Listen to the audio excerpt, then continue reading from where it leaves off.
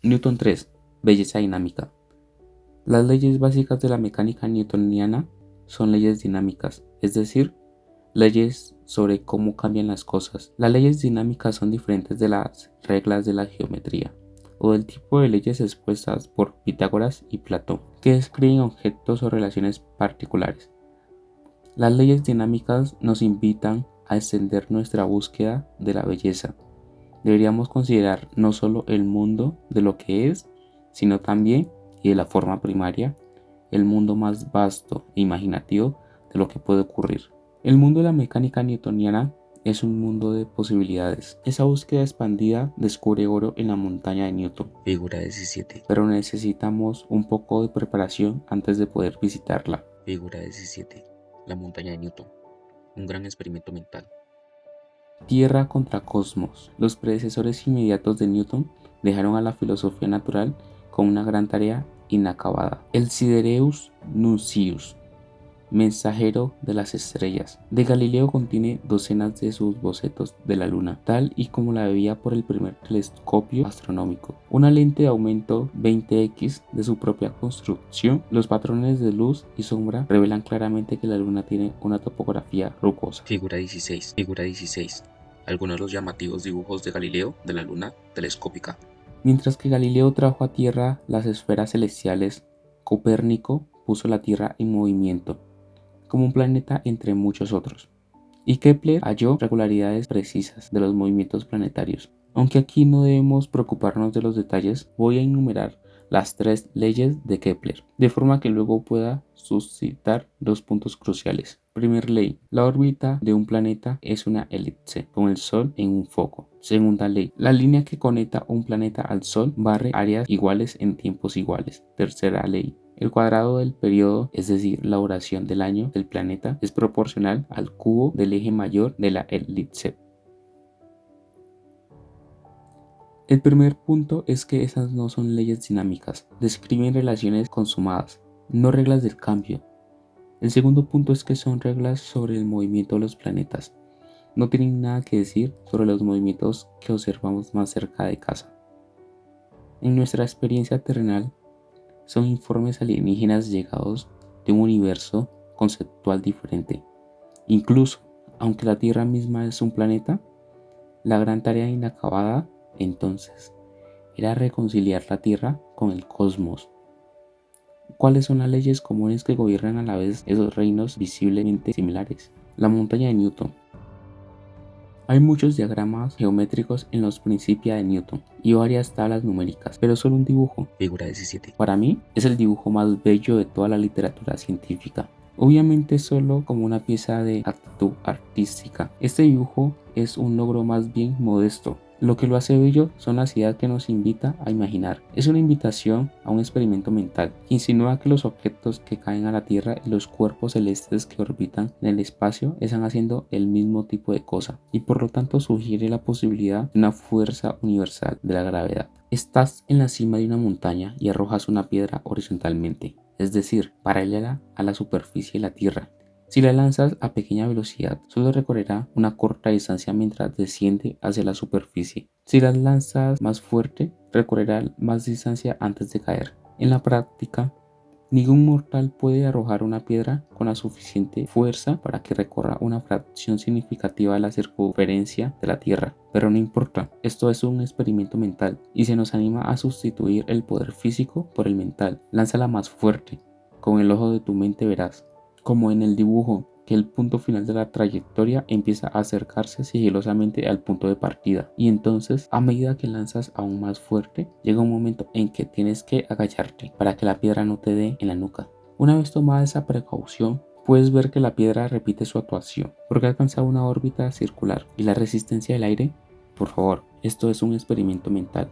Puedes poner tu yo mental en la cima de las montañas imaginarias y aplicar la misma lógica para ver las posibilidades de que los cuerpos orbiten la Tierra a cualquier distancia. Bajo la influencia de la gravedad, puedes imaginar una montaña realmente alta y una piedra realmente grande. Y cuando la piedra esté en órbita, llamarla la Luna. He hablado del cuerpo de la figura como si fuera la Tierra, pero está dibujado como una idealización, con unos rasgos de superficie vagamente definidos y una montaña de proporciones poco realistas. La clave aquí es precisamente que el cuerpo no tiene por qué ser la Tierra. El mismo experimento mental puede aplicarse al Sol y explicar cómo la gravedad del Sol mantiene a los planetas en sus órbitas, o a Júpiter, explicando cómo la gravedad de Júpiter mantiene las lunas galileanas en sus órbitas. La idea de la gravedad universal que actúa entre cuerpos de toda clase lleva este experimento mental mucho más allá de donde nosotros, o Newton, tenemos derecho a extrapolar el tipo de experiencia diaria. Una piedra que cae al suelo que nos lanzó a este viaje de la imaginación. Los experimentos mentales no prueban nada, pero pueden indicar caminos fructíferos que merece la pena seguir con una investigación más cuidadosa. Si el resultado imaginado de un experimento mental parece lógico, eso es bueno. Si es bello, eso es mejor aún. Y si obtienes de él más de lo que pusiste, mejor que mejor. La montaña de Newton lo tiene todo. Hay una famosa leyenda que parece surgir de algunos recuerdos improvisados de Newton en su edad provecta, que sostiene que lo que le condujo a pensar en la posibilidad de una gravedad universal fue una manzana cayendo al suelo en su casa de Wool Shop. En su versión escrita no hay manzana, sino solo esto. Empecé a pensar en la gravedad extendiéndose a la órbita de la Luna, y habiendo hallado cómo estimar la fuerza con que un cuerpo que giraba dentro de una esfera presiona la superficie de la esfera, de la regla de Kepler sobre los tiempos periódicos de los planetas. Deduje que las fuerzas que mantienen los planetas en sus órbitas deben ser recíprocamente como los cuadrados de sus distancias a los centros sobre los que giran. Y así comparé la fuerza requerida para mantener la Luna en su órbita con la fuerza de la gravedad en la superficie de la Tierra, y hallé que responden muy cerca. Fuera o no su pensamiento estimulado por la caída de una manzana, ese fenómeno en sí mismo no podría dar mucho que pensar. Yo creo que lo más probable es que algo parecido a la montaña de Newton fuera la percepción que convirtió la gravedad universal para Newton en una visión persuasiva. También creo que existe una trayectoria posible que comienza con el pensamiento de la manzana como un destello de entendimiento y conduce al pensamiento de la montaña como un desarrollo. La idea es simple pero muy bonita. Si pensamos la influencia de la Tierra se extiende a la esfera de la Luna mediante la gravedad. Como una explicación de la órbita de la Luna, estamos asumiendo que una conexión entre dos tipos de movimientos que parecen muy diferentes, la gravedad, observada desde la Tierra, mirando manzanas, digamos, es un proceso de caída hacia el centro de la Tierra.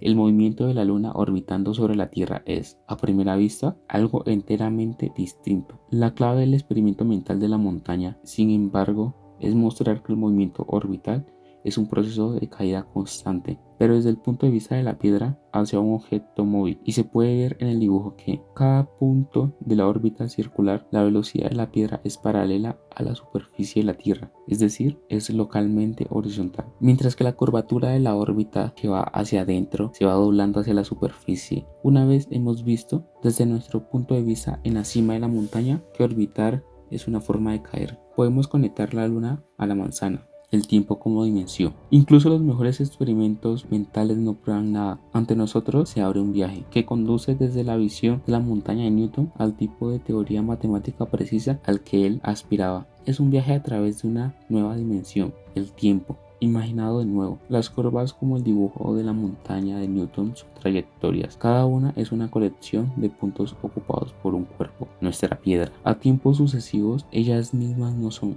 desde luego, cuerpos en el espacio, ni objetos físicos en ningún obvio sentido directo. Y aún así, las trayectorias definen objetos geométricos. Y las trayectorias son, como veremos, fundamentales para comprender la física del movimiento, para apreciarlas de forma adecuada. Vamos a darle un hogar. Una trayectoria contiene información sobre el movimiento de un cuerpo, pero de la simple curva no podemos inferir cuándo pasó el cuerpo por cada parte. Podríamos poner marcas temporales a lo largo de los puntos de la curva, restaurando así la información perdida, pero eso se vuelve muy incómodo si queremos considerar varias trayectorias a la vez, porque cualquier tiempo corresponde a un batiburrillo de puntos, uno en cada trayectoria, con sus patrones desviándose al pasar el tiempo. Un procedimiento mejor es considerar al tiempo como otra dimensión. Las trayectorias tienen su hogar natural en el universo conceptual ampliado que resulta el espacio-tiempo. Para plantear la naturaleza esencial de este profundo remodelado, revisitemos una situación más simple que la montaña de Newton, como es la carrera paradójica entre Aquiles y la tortuga. En primer lugar, date cuenta de que en este cuento las trayectorias en el espacio no son más que dos líneas rectas parcialmente solapantes. Algo no muy informativo. Ascendiendo al punto de vista del espacio-tiempo, podemos remirar la carrera entre Aquiles y la tortuga de un modo que haga más justicia a su carrera y por extensión al movimiento en general. Si queremos sincronizar nuestras descripciones de las dos trayectorias, tiene sentido introducir el tiempo como una cantidad separada, una nueva dimensión, y poner los puntos que marcan las posiciones de los dos corredores a cada tiempo. La figura 18 lo expone. Figura 18. Distancia, tiempo. A medida de que el tiempo progresa hacia la derecha, tanto Aquiles como la tortuga avanza por la pista, que aquí se representa hacia arriba. La trayectoria de Aquiles es más empinada porque él cubre una mayor distancia en un intervalo dado de tiempo. Aquí el tiempo se ha convertido en una dimensión hecha y derecha, al mismo nivel que la distancia, es decir, el espacio. En esta figura, la estructura lógica del argumento de Zenón se expone al desnudo y la paradoja se disipa. En el espacio-tiempo, las dos trayectorias, una más empinada que la otra, no pueden evitar cruzarse. Puedes divertirte un poco hallando el tiempo en que Aquiles alcanza el punto de salida de la tortuga, luego el tiempo en que Aquiles alcanza el punto al que la tortuga se había desplazado entonces, cuando Aquiles había alcanzado el punto de salida de la tortuga, y así recrear y desactivar la formulación original de Zenón. Si queremos volver a las trayectorias en el sentido original, solo tenemos que proyectar las trayectorias espaciotemporales horizontalmente sobre el eje de las distancias, suprimiendo por tanto toda la información sobre el tiempo. Las trayectorias de la montaña de Newton ya están dibujadas en el espacio bidimensional, así que sus versiones espaciotemporales tendrán que vivir en 3 dimensiones. En ese espacio-tiempo tridimensional, las órbitas circulares se despliegan como hélices. También puedes, en un ejercicio de imaginación matemática, proceder al revés. Toma el espacio de 2 o 3 dimensiones y finge que es espacio-tiempo. De esa manera, las curvas geométricas ordinarias se reinterpretan como trayectorias dinámicas, o dicho de otra forma, las consideramos como movimientos de un punto a través del espacio.